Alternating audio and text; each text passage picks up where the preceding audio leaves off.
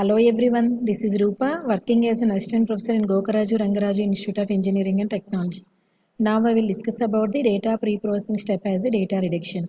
In previous video I already explained about the data reduction methods as a data cube aggregation and attribute subset selection. Now I will discuss about the remaining methods. As usual, the data reduction means representation of a data in a reduced form. After reduced representation also we can get produce the same analytical results whenever if you can apply the data mining techniques. You already know about the data cube aggregation method and attribute subset selection. Now I will discuss about dimensionality reduction and one more is a numerosity reduction. First we can go for the dimensionality reduction. Before going to discuss about the methods of dimensionality reduction, we need to know about what is the curse of dimensionality and what is dimensionality and what are the techniques available within dimensionality reduction. The curse of dimensionality means whenever the dimensionality increases, that means the dimensions increases within the data. That will becomes increasingly sparse. Okay, more sparse data has to be available whenever dimensions has to be increased. The density and distance between points has to be more, and it is critical for the clustering analysis and the outlier analysis, and it will becomes meaningless. The possible combinations of subspaces will grow exponentially. Obviously, the combinations of subspaces has to be exponentially grow, because we have huge data has to be available, the sparse data has to be available. Obviously, we can get the different combinations of subspaces. Now we'll see how we can go for using as a dimensionality reduction. We will avoid the curse of dimensionality. Means we will reduce the sparse data. We will reduce the dimensions and help eliminate irrelevant features and reduce noise. We can reduce the noise and we can eliminate the some of the irrelevant features also. And because of this one, it will reduce the time space required in data mining. Whenever you can apply the data mining techniques, it will reduce the time and space also, and it will allow the easier visualization techniques also. You can easily apply the easier visualization for the corresponding data. After reducing, we have whatever the data has to be required for the mining task that has to be available. Because of this one, it will reduce the time and space, and better visualization has to be there for the output of the corresponding analysis data. And what are the techniques has to be available in dimensionality reduction are wavelet transforms, and one more is a principal component analysis. We will go for what exactly the wavelet transform. Wavelet transform, it is a mathematical technique. It will decompose the signals. Basically, it has to be used in the signal processing. It will decompose the signal into different frequency bands. It has to be applicable on the n-dimensional space. The data has to be transformed to preserve the relative distance between the objects at different levels of resolution. In all the levels of resolution, it has to be preserve all the relative distances. It allows the natural clusters to become more distinguishable. And it has to be used for image compression. Okay, let us observe this example. We have a whole image has to be available, and we can apply the wavelet transformation. It will becomes the image has to be compressed. After compression also, whenever if you want to reconstruct that one, that is a lossless reduction. Whenever after reconstruction of the data, if you can lose the approximation of any of the original data, that comes under the lossy reduction. Now we'll see with an example our method of the wavelet transformation. Okay, discrete wavelet transformation is a linear signal processing technique, and whenever any of the vector has a x, that will transform into a numerically different vector x dash. That we can call it as the wavelet coefficient here. It is similar to the wavelet. That means the discrete wavelet transformation is similar to the discrete Fourier transform, but the discrete wavelet transform is very lossy compression. Okay, we have a families of wavelet transformation, and discrete wavelet transformations are a R2, WH4, R6 is also available. Here we have some family as a R2 represent in a diagrammatic representation, and WH4 has to be available within the representation. And we will see the method of this wavelet transformation. Let us take it as the length n must be an integer power of 2, and it has to be padding with zeros whenever necessary. And each transform has two functions. One is a smoothing function, second one is a difference function. Apply the pairs of data. Applies this on a pairs of data, resulting in two sets of data lengths as a L by 2. That means we need to partition into the two data sets L by 2. Applies these two functions recursively until it will reach a desired length. Okay, we can divide into the two different sets based on the length as a L by 2, and you can apply every time that smoothing and difference functions until we can reach the desired length. This is about the wavelet transformation. Now we can go for using it as a principal component analysis. How we can use this principal component analysis and dimensionality reduction. This is one of the technique in dimensionality reduction. By using this principal component analysis, it will find the projections that capture the large amount of variation in data. It will capture the sum of the projection on the largest amount of variation of the data. The original data are projected into the smaller space, resulting in a dimensionality reduction. We find the eigenvectors for a covariance matrix, and these eigenvectors will define the new space. Here we need to find the eigenvectors of the covariance matrix, and these eigenvectors will use the new space. Let us observe this diagram within a plane as x1 and x2, and we can project the sum of the points within the smaller space. We are having the much number of data points has to be available within this. Here we need to find the eigenvectors and for the corresponding matrix. This will indicate this new space. Like that we will reduce the dimensions. We will see the what is the method of this principal component analysis. For example, we have a n data vectors for a n dimensional space. We need to find a k principal components that is less than or equal to n orthogonal vectors that can be best used to represent the data. First, we need to normalize the input data. Each attribute falls within the same range. First, we can normalize the data that has to be fall in the same range. Then you can compute the k orthogonal vectors that we can call it as the principal components here. For each input vector is a linear combination of a k principal component vector. Okay. The principal components are sorted in the order of decreasing order. Decreasing order, we need to sort that one. Since the components are sorted, then the size of a data can be reduced by eliminating the weak components. Okay, we can sort all the principal components, then you can eliminate the weak components. That is those with the lowest variance. Based on the lowest variance, we can remove the weak components. Like that, we can apply this procedure. Obviously, dimensions has to be reduced. This principal component analysis has to be work only for the numeric data.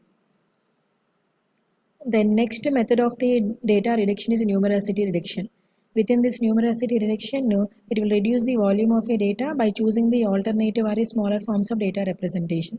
We can choose other form of representation and it obviously reduce the data volume. Within this numerosity reduction, we have two methods has to be there. Parametric methods and second one is a non-parametric methods. Within this parametric methods, we can assume in a way as a data fits in some model and we can estimate all the parameters and store only parameters and discard the data.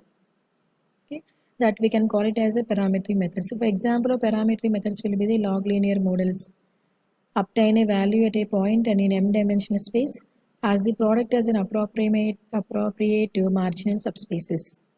In a non-parametric methods also, we can reduce the data and we can use some of the methods as histograms, clustering and sampling methods. We will see first parametric methods and we can go for the non-parametric methods.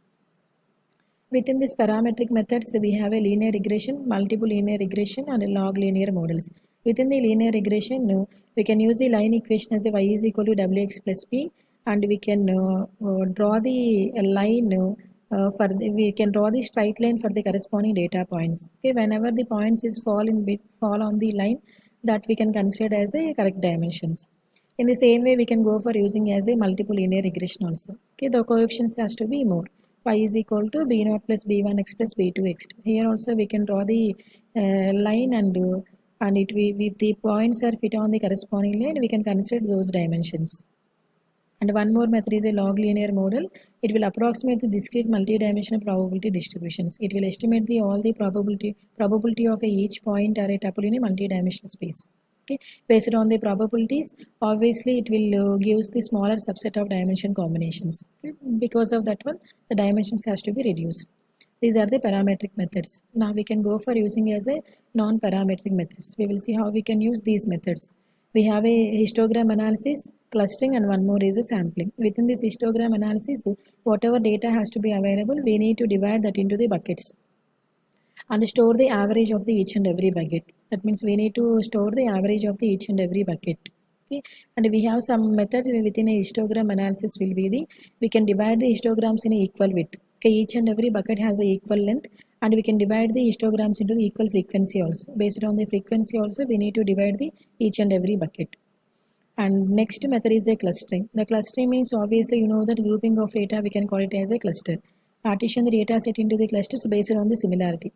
Okay, based on the similarity we need to store the data points in one cluster. Can be very effective if data is clusters, but not if data is a SMID. If data is SMID or parse data, it is not an effective one. We have a hierarchical clustering algorithms can be used in a multi-dimensional indexing tree structure. There are many choice of clustering algorithms has to be available. You need to choose the different clustering algorithms based on the choice of your data. And the next method of data reduction in non-parametric model is a sampling. Okay, we can obtain a small sample of S to represent a whole data set. Okay, we can get the sample from the corresponding data set, that we can call it as a sampling. The key principle behind this sampling is we need to choose a representative subset of the data. Simple random sampling may have a very poor performance. Okay, we need to squeeze the data, we need to go for skewing of a data, and we can get the sample from the corresponding data set. Okay, develop a adaptive sampling methods. Okay, we have some sampling methods has to be available. Based on that one, we can go for get the sample from the corresponding data set. Okay, we have some types of sampling methods has to be available. One is a simple random sampling without replacement, simple random sampling with replacement, cluster sampling, stratified sampling. Within the simple random sampling without replacement, there is an equal probability of selecting a particular item. Once an object is selected, it is removed from the population. Our whole data has to be available, that we can call it as a population, and a selection of some of the tuples we can call it as a sample here. Okay, without removing of a corresponding sample from the population, we can use this one. In sampling, random sampling with replacement, to select the object is not removed from the population. Okay, within this without replacement we can remove from the population, and within this with the replacement method we are not removing the sample from the population.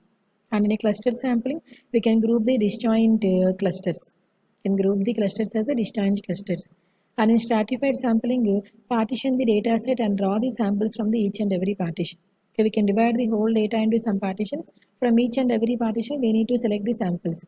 We can see with an example. Okay, we have some data points has to be available, so has to be available T1 to T8, and simple random sampling without replacement. We can take it as a four samples, and we will move all the samples into this one. Okay, and we can remove these samples from the corresponding whole population. And with the replacement, we are taking it as a sample, and we need to take multiple tuples in the same sample also. Okay, here T4 and T4 is same, has to be available. That why? Because the T4 is not removed from the corresponding population. Again we need to select that. Okay, this is comes under the with the replacement. A simple random sampling with replacement, but whenever it is here without the replacement, it is not possible. Why? Because whatever the sample has to moving on to this one, that is removed from the corresponding population. Okay, in a cluster sampling, we have a data has to be available, and we need to divide the data into the clusters. The disjoint clusters we need to form here. From transaction 201 to 300 is one sample, and 701, 701 to 799 is other cluster. Like that we need to form all the clusters. Okay, let us say one more thing is a stratified sampling. Within the stratified sampling we have a data has to be available, that is related to the age. Okay, some transactions is related to the youth, and some are middle age, and some is senior age. We can divide into the youth is one partition, middle age is other partition, and third one is the senior as other partition. Based on all the partitions you need to gather the corresponding samples. Okay, this is about the stratified sampling.